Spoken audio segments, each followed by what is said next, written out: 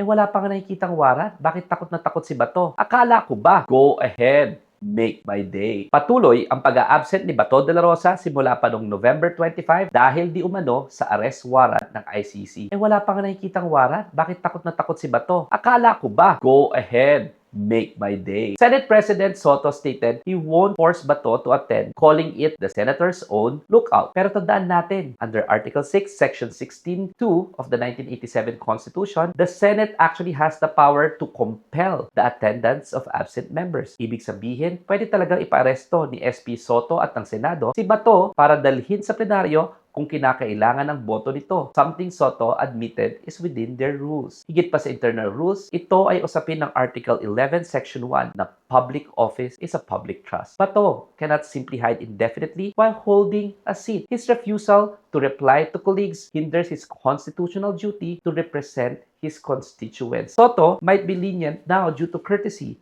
pero sa huli, obligasyon ng Senado na tiyaking nagtatrabaho ang mga miyembro nito, ang taong bayan, ang tunay na lugi sa bakanteng upuan ni Bato. Malaking pagkakaiba kay Laila de Lima, si Bato. Si Laila, pinakulong na dahil sa gawa-gawang kaso, nagtatrabaho pa at hiningi niya maka-attend ng session. Si Bato, wala pa kang confirmed na warrant, nagtatago na. Kitang-kita kung sino ang duwag at sino ang tunay na matapang. Agyaman. Attorney Dino De Leon po, and this is Bite Size Batas.